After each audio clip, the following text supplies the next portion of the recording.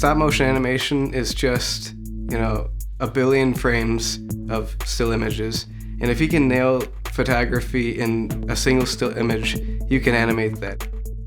I started off with just like your very basic understanding of photography, and I realized that I had to advance my skills of the still image to make, a beautiful multiple stop motion image production. So I thought that I'd go to GRCC and learn the basics of photography.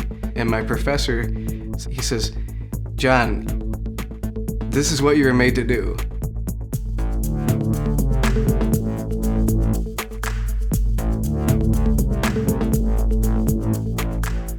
You gotta keep going with this. And I fell in love with the still image more than the animation. And I actually made that transition right then and there from the stop motion animation to photography. I'm to the level where it's like there's all kinds of lighting coming from different angles and different characters moving at different paces throughout the setups and different layers of the photograph. It went from a very simple straight-on shot, on a white background, to storytelling.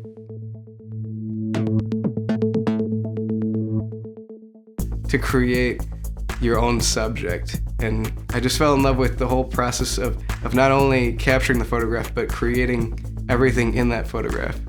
I started doing more character studies. So the more that I learned about photographers and just seeing how they were able to capture the souls of some of these people, I thought I could create something where you could feel connected with these characters and create stories behind them without knowing anything about them. And so I don't like to tie my characters down too much. I like people being able to project their own thoughts and storylines into the illustrations.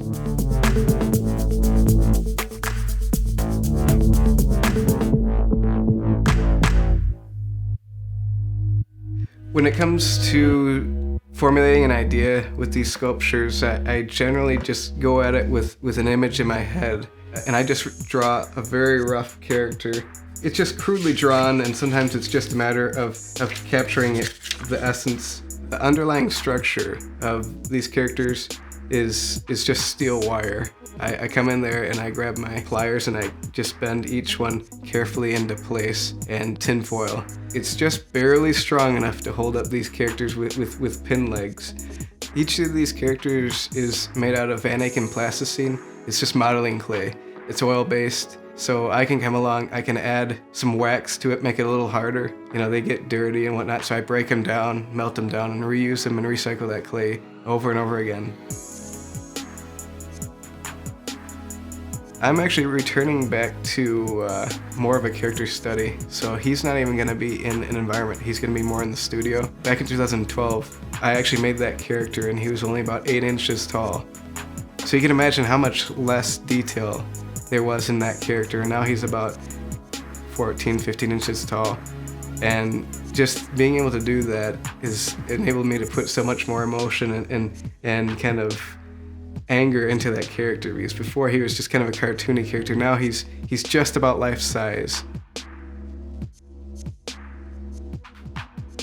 I want to keep this as something that I do in my free time. I feel like the moment that your craft becomes a job, you eliminate so much of your expression because you start to censor yourself. And I don't want to ever censor myself.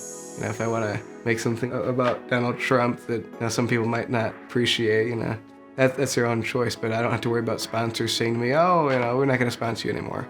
My art's not intended to offend people, it's more just to let you think. It helped me to realize that these characters are more than just these humorous pieces. It's something that could be used to grab someone's attention, to read an article and encourage people to do more than just, look and laugh. I don't want to set myself in a box where I have to do this. It's I'm gonna wait and see what the future holds.